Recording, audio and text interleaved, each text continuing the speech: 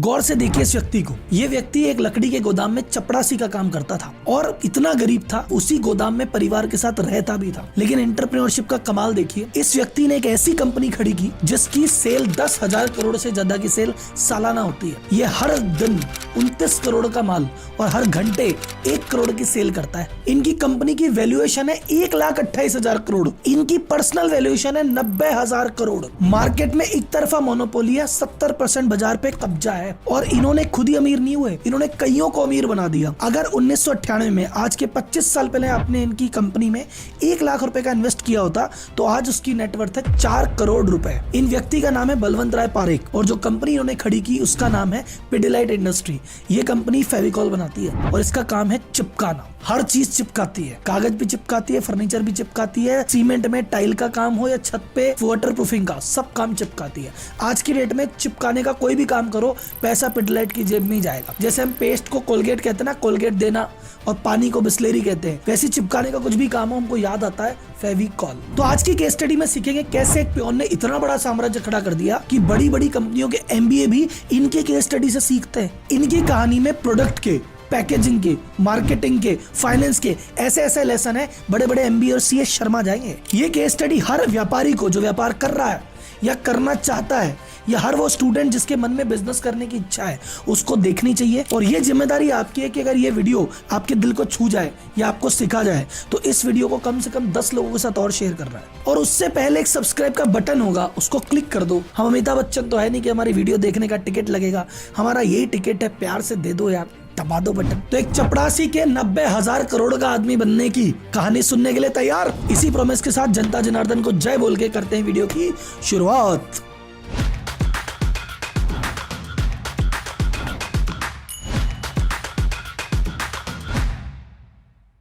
अब कहानी की शुरुआत करते हैं शुरू से। सबसे पहले आते हैं प्रोडक्ट पे कि प्रोडक्ट का आइडिया कैसे आया। मैं हमेशा कहता हूं कि भैया देखो, तुमको प्रोडक्ट या सर्विस के लिए ढूंढने जाने की जरूरत नहीं है, अपने आसपास की प्रॉब्लम ढूंढो और जो प्रॉब्लम है उसका सॉल्यूशन हुआ और आपका बिजनेस तैयार। तो बलवंत राय जी ने भी यही किया। बलवंत राय जी एक लकड़ी के व्यापारी के यहाँ पे काम करते थे, चपड़ासी का। तो फर्नीचर का काम है तो गोंद की जरूरत सबको पड़ती थी। वो गोंद जो काम में आता था वो था एनिमल फैट बेस्ड, यानी पशु की चर्बी से बनता था। अब उसको पहले बॉईल करो, फिर उसको ठंडा करो, फिर उसको अप्लाई करो और इस पूरी प्रोसेस में गंदगी की गंदगी और बदबू भयंकर।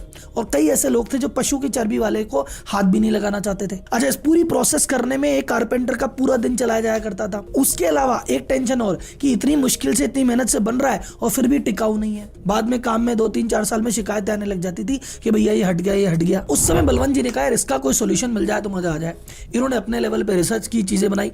इन्होंने एक प्रोडक्ट ढूंढा कि सिंथेटिक रेजन से कोई एक ऐसा मटेरियल बन सकता है जिसको डायरेक्ट लगा लो, ना गर्म करने की, उबालने की कोई टेंशन ही नहीं है, और एनिमल फैट की तुलना में 10 गुना ज्यादा मजबूत। अब ये चीज इन्होंने बनाई और बना के कारीगरों को कहा भैया देखो अप्लाई करो। कारीगरों ने कहा तो फटाफट लग रही है और भैया बहुत मजबूत है, समय भी बच रहा है, बदबू भी नहीं, सड़ान भी नहीं, मजा ही आ गया। और जब इनको मोटिवेशन मिला कि यार मेरे हाथ में प्रोडक्ट लग गया है जिसकी जबरदस्त डिमांड है, तो इन्होंने 1959 में अपनी कंपनी चालू कर दी पारेख डाइकेम नाम से। ये पारेख डाइकेम है, बाद में बनी पारेख डाइकेम लाइट और फिर ये बनी पिडिलाइट। और जो प्रोडक्ट लॉन्च हुआ पहली बार उसका नाम क्या था? फेविकॉल। लेसन नंबर 1, आसपास की प्रॉब्लम ढूंढो, बिजनेस बन जाएगा। और दूसरा, आपका प्रोडक्ट ऑसम होना चाहिए, जो करंट प्रोडक्ट है उसकी तुलना में बेटर होना चाहिए। अब पहली बात है, प्रोडक्ट बन गया, बहुत शानदार, बहुत अच्छा, लेकिन प्रोडक्ट बनाने से क्या होता है? बहुत सारे ऐसे व्यापारी हैं जो शानदार प्रोडक्ट लेके बैठे हैं, जब तक बिकेगा नहीं तो मतलब क्या। तो इन्होंने कहा इसका डिस्ट्रीब्यूशन कैसे करें। तो पहले डिस्ट्रीब्यूशन का सिंपल सा तरीका क्या था कि भैया तुम्हारा प्रोडक्ट है तो प्रोडक्ट को बनाओ, फिर होलसेलर को दे दो, होलसेलर डिस्ट्रीब्यूटर को दे देगा, डिस्ट्रीब्यूटर दुकानदार को दे देगा, दुकानदार से ग्राहक ले जाएगा, पूरी चेन में मार्जिन लगेगा, कोई दिक्कत नहीं है। लेकिन इन्होंने कहा यार, बलवंत राय जी ने, पहली बात सुनो, अपना मार्जिन कम है और बीच में पूरी चेन खा गई तो। और दूसरा, इन्होंने कहा ये तो B2C प्रोडक्ट में चलता है जहां पे ग्राहक डायरेक्ट आके चीज मांगता है। अब इन्होंने कहा ग्राहक तो फर्नीचर मांगता है, आपको तो एक सोफा चाहिए। अब सोफे में कौन सा गोंद लगा, कौन सा गम लगा, उसको तो उससे कोई मतलब ही नहीं है। दूसरा, अगर मान लो कि तुम सोफा बनवा रहे हो, लकड़ी लाओगे, गम लाओगे, तो तुम तो कारपेंटर को बोलते हो कि भाई तू सामान बता क्या क्या लाना है। जो कारपेंटर बोलता है वो सामान लिख के ले आते हैं। तो उन्होंने कहा कि यार चाहे पैसे ग्राहक के लग रहे हो, गम कौन सा काम में लिया जाएगा, डिसीजन कारपेंटर ही लेता है। तो मैं तो नहीं जा रहा इस मॉडल में, मैं तो भाई साहब नहीं जाऊं डिस्ट्रीब्यूटर, नहीं जाऊं होलसेलर, मैं तो सीधा खाती के पास जाता हूँ। तो अपना प्रोडक्ट बना के बोतल में भर के जाके एक एक खाती को समझा के एक एक खाती को डायरेक्ट बेचते थे, और ये उनकी जिंदगी का सबसे बेस्ट डिसीजन था। ये इस पूरे चक्कर में पड़े ही नहीं। अच्छा, आप इस चैनल के अगर रेगुलर फॉलोअर हो, डेली बेसिस पे फॉलो करते हो, तो इस तरह की चीज 2 और लोगों ने की थी, उस पर वीडियो में बना चुका हूँ। मुझे बताओ कौन कौन से हैं। मैं आपको हिंट देता हूँ, मैं आपको बता ही देता हूँ, छोड़ो। एस्ट्रल ने यही काम किया था प्लम्बर के साथ। एस्ट्रल पाइप ने प्लम्बर को कहा कि भाई तुम्हारे साथ आ। एशियन पेंट्स ने यही काम किया था पेंटर्स के साथ। वो पेंटर से डायरेक्ट गए थे, चैनल को स्किप कर दिया था। तो बिजनेस लेसन नंबर 2, अपने ग्राहक को समझो। असली ग्राहक कौन है भैया? इन्फ्लुएंसर को समझो कि भाई जो पैसे देता है वही ग्राहक नहीं है। उस डिसीजन को इन्फ्लुएंस कौन करता है? जैसे बच्चों के जितने भी आइटम है उसमें पैसे तो पापा के लग रहे हैं, लेकिन वो डिसीजन लेने के लिए तो बच्चे ही बोलते हैं। तो उसमें मेन ध्यान बच्चों पे देना है। तो आप ये देखो कि आप जो प्रोडक्ट या सर्विस बेच रहे हो उसमें डिसीजन ले कौन रहा है। अब आते हैं मार्केटिंग फेज 1। शुरुआत में मार्केटिंग कैसे की? इनको एक बात पता पड़ गई कि हमारा भगवान कौन है? कारपेंटर। यही सारा काम करते हैं। इन्होंने बनाया FCC। ये क्या होता है? Fevicol champions club. इसमें क्या किया, सारे कारपेंटर्स को इनवाइट करते थे कि भैया आज आप आओ हमारे, हम आपको ट्रेनिंग देंगे, नए नए टूल देंगे, तुम्हें लकड़ी देंगे, डिजाइन बनाना सिखाएंगे, बहुत सारी तुम्हारी स्किल डेवलपमेंट करेंगे। काइट फेस्टिवल करवाते थे, तीर्थ यात्राओं पे ले जाते थे, चाय नाश्ता करवाते थे, कोई बारात जैसा स्वागत करते थे। तो आप बोलो सर जी इतना सब करने का इनका क्या फायदा? पहली बात, जिनका ऐसा बारातियों जैसा मस्त स्वागत होता है, जो ये नई डिजाइन देखते हैं, नई चीजें सीखते हैं, तो वो कहते हैं भैया हमारा किसने किया? फेविकॉल ने। तो बाजार में जाके जब कोई चीज बाय करते हैं, फेविकॉल की बाय करते हैं। दूसरा, इन गैदरिंग को यूज करते थे नए प्रोडक्ट के लॉन्च में कि भैया एक नया प्रोडक्ट किया है तो देखो ये नया प्रोडक्ट लॉन्च किया, देखो जी कैसा चलता है, इस पे अपना फीडबैक बताओ क्या है। और इनसे नए नए बाजार के इनसाइट लेते थे कि बताओ जी बाजार में आजकल क्या चल रहा है, किस चीज की डिमांड है। तो नए प्रोडक्ट को डेवलप करने में, उसको टेस्ट करने में और उसको लॉन्च करने में गैदरिंग का बहुत ज्यादा यूज होता था। जैसे कुछ एग्जांपल कि गैदरिंग में किसी ने कह दिया सर जी जहां पे है ना हम फर्नीचर का कोई प्रोडक्ट बनाते हैं और अगर वहां पे पानी आता है ना तो भाई साहब बहुत दिक्कत आती है, प्रोडक्ट लंबा चलता नहीं है। अच्छा ऐसा होता है? इन्होंने बना दिया फेविकॉल मरीन। इन्होंने कहा अरे सर जी वो फर्नीचर वगैरह बनाते हैं ना और वो धूप में है ना वहाँ खराब हो जाता है। तो इन्होंने कहा अच्छा, इन्होंने बना दिया हीटेक्स। इन्होंने कहा सर बड़े बड़े प्रोजेक्ट होते हैं ना तो वहां पे ऐसा टाइम बहुत लगता है ऐसे धीरे धीरे करने में, इन्होंने बना दिया स्पीडेक्स। तो जैसे जैसे फीडबैक लेते अच्छा बाजार में ये कमी है, सुनी, लॉन्च कर दिया नया प्रोडक्ट, इन्हीं से टेस्ट करवा लिया और इन्हीं से इसको बाजार में फैला भी दिया। और ऐसे ही फीडबैक के चलते इन्होंने टाइल के लिए, मार्बल के लिए, सीलिंग के लिए दुनिया भर के प्रोडक्ट इन्होंने लॉन्च किए। और आज की रेट में जो FCC है, ऐसे छोटे मोटे 380 क्लब है और टोटल 40,000 कारपेंटर फेविकॉल से डायरेक्ट जुड़े हुए हैं आज भी। तो फेविकॉल ने कहा जिसकी जैसी जरूरत है उस हिसाब से काम करो, और यही बाजार का रूल है। बाजार के हिसाब से चलोगे तो भैया बहुत पैसा मिलेगा, चाहे बिजनेस हो या जॉब। तो बिजनेस वालों को तो मैंने बता दिया, आगे और बताऊंगा। अगर कोई व्यक्ति जॉब कर रहा है या करना चाहता है, चाहे एक्सपीरियंस है चाहे फ्रेशर है, आज के बाजार के अकॉर्डिंग जॉब करेगा तो भैया अच्छा पैकेज मिलेगा, पुराने तरीकों में पड़े रहोगे तो नहीं मिलेगा। तो भैया आज बाजार में चल क्या रहा है? आज बाजार में एक चीज चल रही है, बिजनेस छोटा हो या बड़ा, डेटा का एनालिसिस करने की जरूरत सब व्यक्ति को है। छोटी कंपनी चाहे उसको स्टॉक का मैनेजमेंट करना हो, चाहे अपना प्रॉफिट समझना हो, प्रोडक्ट समझना हो, मार्केटिंग करनी हो, या रेटिंग एजेंसी हो, चाहे पॉलिटिकल एजेंसी, सबको चाहिए डेटा का एनालिसिस। पर डेटा का एनालिसिस करने वाले लोग मिलते कहाँ हैं? और जब लोग कम मिलते हैं, सप्लाई कम है और डिमांड ज्यादा है, तो भैया पैकेज जाते हैं हाई। आज के दौर में डेटा एनालिस्ट की एवरेज सैलरी 8 लाख से जाके 36 लाख तक जाती है। अगर आप naukri.com में जाके देखोगे तो लगभग 15 लाख से ज्यादा वैकेंसियां हैं जो कि डेटा एनालिस्ट की निकली हुई है और लोग मिल नहीं रहे। तो अगर आज के दौर में आप में डेटा एनालिस्ट की स्किल है या वो क्वालिफिकेशन है तो ये जॉब आप आसानी से पा सकते हो और अपग्रेड कर सकते हैं। पर आप बोले राहुल जी हम ऐसा कोई हमें कोर्स ही नहीं पता, हमको नॉलेज ही नहीं है, कैसे करें? राहुल जी आपकी बात सही है, ये जॉब अच्छी है, इसमें पैसे अच्छे मिलते हैं, पर बने तो बने कैसे? तो सर जी एक कंपनी है कोडिंग इन्वेडर। ये एक ऐसा प्लेटफॉर्म है जो आपको स्क्रैच से डेटा एनालिस्ट बनाने की तैयारी कराता है, उसके रिलेटेड कोर्स करवाता है और आपको तैयार करता है 8 महीने में एक डेटा एनालिस्ट बनने में। इसका जो मॉड्यूल है थ्योरेटिकल नहीं है, बाकायदा प्रैक्टिकल है और इंडस्ट्री के जो बड़े बड़े दिग्गज है, फिलिप्स के, सैमसंग के, इन दिग्गजों ने अपने हाथ से इसको तैयार किया है। थ्योरी के साथ साथ आपको पूरे कोर्स के दौरान मेंटरशिप भी मिलती है ताकि आप कोई अटके या कोई सवाल हो, क्वेरी हो तो डायरेक्ट इनसे पूछ सके। अब इधर आपकी पढ़ाई तो चल रही है, लेकिन भैया जॉब कैसे लगेगी? तो जॉब लगवाने में भी ये लोग काफी मदद करते हैं। ये आपके मॉक इंटरव्यू मदद करते हैं, आपके CV बनाने में मदद करते हैं, आपको सही जगह प्लेस करवाने में मदद करते हैं।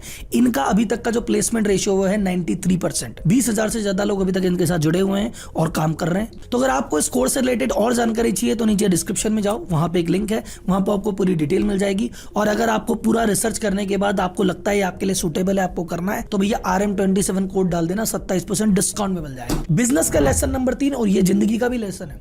आप अपने कंज्यूमर की मदद करो कि उसकी नॉलेज बढ़े, उसकी इनकम बढ़े, उसका मजा आए, तुमको मजा अपने आप आने लग जाएगा। इन्होंने कहा हमारे कारपेंटर ही भगवान है, कारपेंटर खुश रहेगा, कारपेंटर कमाएगा, कारपेंटर राजी रहेगा, हमारा ब्रांड दौड़ेगा, दौड़ गया। Product done, distribution done, marketing phase done. अब क्या हुआ? एक्सपेंशन। अब इन्होंने एक चीज किया, फेविकॉल बेचेंगे, कितना बेचेंगे? अभी तक तो फर्नीचर में ही काम आ रहा है, ओवर डिपेंडेंसी भी तो हो गई इन पे। एक ही आदमी पे अगर इतनी ज्यादा डिपेंडेंसी है तो वो भी खराब है, क्या करें? बोले अलग अलग एरिया में जाते हैं। तो इन्होंने कहा अलग अलग एरिया में करेंगे और नया नया प्रोडक्ट बनाएंगे, बहुत टाइम लगता है। पहले फीडबैक लो, फिर एक नया प्रोडक्ट पे रिसर्च करो, फिर वो 2-3 बार फेल होकर चीज बनेगी, फिर उसको डिप्लॉय करो। बोले ऐसे कैसे ग्रोथ होगी? ये जो ग्रोथ होती है ना पहली वाली, कि नया सोचो और जीरो से बनाओ, उसको कहते हैं ऑर्गेनिक ग्रोथ। इन्होंने कहा ऑर्गेनिक नहीं करते, इनऑर्गेनिक ग्रोथ करेंगे। मतलब ऑलरेडी जो ब्रांड है ना उसी को खरीद लिया। जैसे एमसील है, वो ब्रांड था महिंद्रा एंड महिंद्रा का, इन्होंने वो ब्रांड खरीद लिया। अब एमसील ब्रांड खरीदा, वो सीलिंग के मार्केट में ऑलरेडी 60% शेयर लेके बैठा था, राजा था, पहले उसको खरीद लिया। फिर उन्होंने कहा टाइल और मार्बल चिपकाने के लिए एक प्रोडक्ट आता है रॉफ, वो खरीद लिया। फिर इन्होंने स्टील में स्टील ग्रिप आता है, बोले वो ले लिया। तो आज की रेट में पिडिलाइट के पास 20 से ज्यादा अलग अलग ब्रांड है, जिसमें इनके बनाए हुए थोड़े बहुत है, मोस्टली खरीदे हुए हैं। और उस खरीदने का फायदा क्या है? सबसे पहली बात, मल्टीपल प्रोडक्ट है, डिपेंडेंसी फेविकॉल पे से हट गई। दूसरी चीज, हर सेक्टर में चले गए तो ग्राहक तो एक ही। अब एक ही ग्राहक है, वो कुछ भी मांगेगा कि भाई तेरे को कुछ भी चिपकाना हो, छत में कुछ काम करना है, फिक्सेट ले जा, हमारा ही है। तेरे को टाइलें चिपकानी है, तू रॉफ ले जा, हमारा ही है। कुछ भी चिपकाना हो तो चिपकाने का एक ही नाम, एक ही पर्यायवाची, फेविकॉल। दूसरा फायदा क्या हुआ? अंदर ही अंदर देखो, कंपटीशन को पनपने नहीं दिया। कंपटीशन कहीं तो पैर रखे, कहीं तो हाथ लगाए, बोले आने नहीं देंगे आसपास। फेविकॉल अपनी कैटेगरी का राजा, सब अपनी अपनी कैटेगरी के राजा, नए आदमी को पैदा ही नहीं होने देते। 70% बाजार पे इकलौता राज है और बाकी 30% में सारे लोग मिलजुल के खा रहे हैं और 70 अकेला मजे ले रहा है। यही स्ट्रेटजी से। अब आता है लेसन नंबर 4 पे, कि अपने ही डोमेन के ज्यादा से ज्यादा प्रोडक्ट ऐड करो। भाई जब तुम्हारा एक कस्टमर है जो तुमसे माल लेता है और तुम पे भरोसा करता है, तुम एक माल बेचते हो, अब वो तो 4 चीजें काम में ले रहा है ना, तो बाकी 3 के लिए कहीं और क्यों भेज रहे हो? वो 3 भी बेचने लग जाओ, अगर तुम्हारे डोमेन की है। क्या मैं ये नहीं कह रहा कपड़े वाले आदमी को कि भाई जूते भी तू बेचने लग जा, लेकिन हाँ कपड़े तुम मेंस के अगर बेचते हो और लगता है कि यार बेल्ट भी निकल जाएगा, अगर यार डीओ भी निकल जाएगा, तो निकालो ना यार। पहले डिस्ट्रीब्यूशन का वो डिसीजन था, वो तो मास्टर स्टॉक था, एक मास्टर स्टॉक इन्होंने और खेला। इन्होंने कहा यार फेविकॉल अपना मस्त बिकता है, पर कौन लेके जाता है? कारपेंटर। और वो कैसे लेके जाते हैं? 5 किलो का, 10 किलो का, 1 किलो का डब्बा। बोले यार छोटे लोग तो हमसे दूर ही रह जाते हैं, और B2B मार्केट है, B2C में तो हम आए नहीं। तो इन्होंने कहा सुनो, 5 किलो 10 किलो के तो डब्बे हैं ही, 5 रुपए 10 रुपए की चीज भी बनाएंगे। तो इन्होंने फेविस्टिक भी बनाई, फेविक्विक भी बनाया। इन्होंने कहा भैया छोटा सा बच्चा जब स्कूल का प्रोजेक्ट कर रहा हो ना, तब भी मेरा चीज काम में ले, क्योंकि वही बच्चा जब बड़ा होगा तो वो मेरा दूसरा प्रोडक्ट काम में लेगा, और जब और बड़ा होगा तो मेरा फेविकॉल का तीसरा प्रोडक्ट काम में लेगा। कुल मिला के उन्होंने अपने प्रोडक्ट को OTC प्रोडक्ट बना दिया। OTC मतलब ओवर द काउंटर प्रोडक्ट, जो कि दुकान पे डायरेक्ट बिक जाता है। जैसे फेविकॉल का कोई भी आइटम आपको जनरल स्टोर पे फेविक्विक मिल जाएगी, फेविस्टिक मिल जाएगी, स्टेशनरी की दुकान में मिल जाएगी, और हर गली कोने नुक्कड़ पे ये लोग पहुंच गए। इसी से आता है लेसन नंबर 5, इसको कहते हैं पैकेजिंग इनोवेशन। तुम्हारे पास माल वही है, तुम अगर अलग अलग पैकेट डाल दोगे ना, तो अलग अलग प्राइस पॉइंट भी कवर हो जाएगा। जैसे मान लो एक चिप का एग्जाम्पल है, दुनिया कहती है हम तो भैया शैम्पू की 1 लीटर की बोतल ही बेचेंगे। उसने कहा भाई 1 लीटर भी है, आधा लीटर भी है, 100 ml भी है, और पाउच में भी 2 रुपए का भी है। तो जैसे 2 रुपए का किया तो वो ऑडियंस भी कवर हो गई। तो तुम्हारा प्रोडक्ट एक ही है, लेकिन पैकेजिंग अलग करोगे तो बहुत सारी टीजी को पकड़ लोगे। अब बात करते हैं मार्केटिंग की दोबारा। वो मार्केटिंग का फेज 1 था, जहां कारपेंटर को पकड़ा था।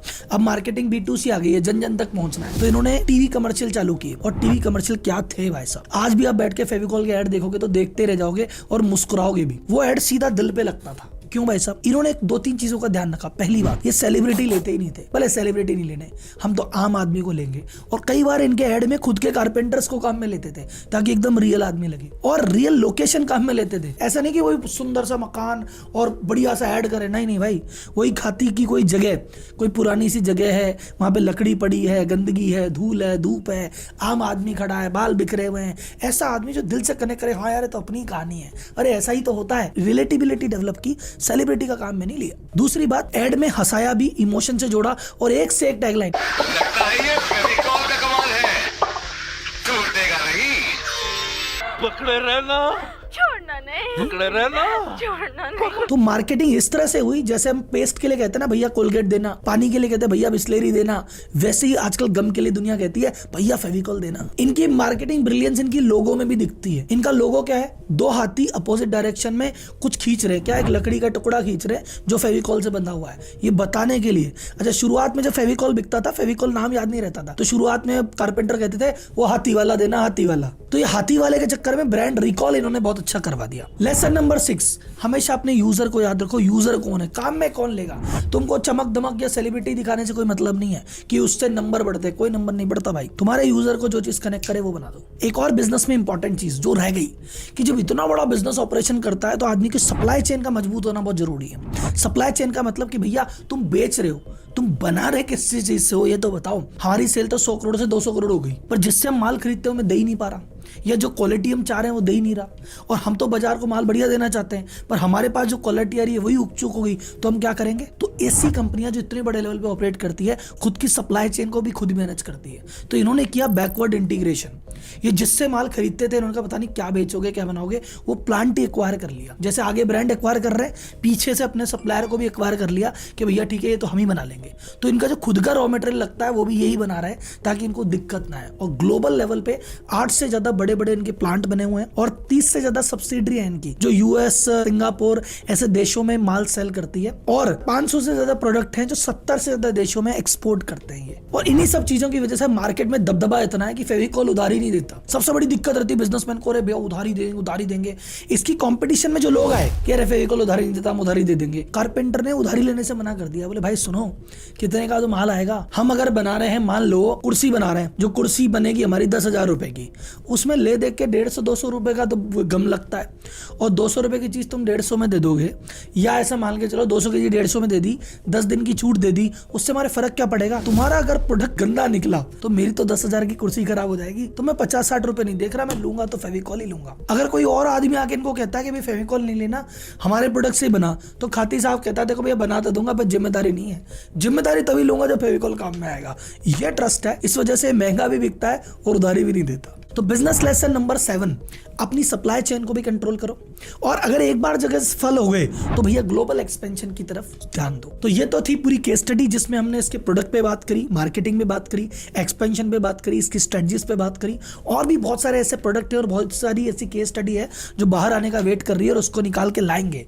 लेकिन भैया चैनल को कर लो सब्सक्राइब, नहीं तो आप रह जाएंगे। और हाँ, डिस्क्रिप्शन में कोडिंग इन्वेंटर का लिंक चेक करना मत भूलना।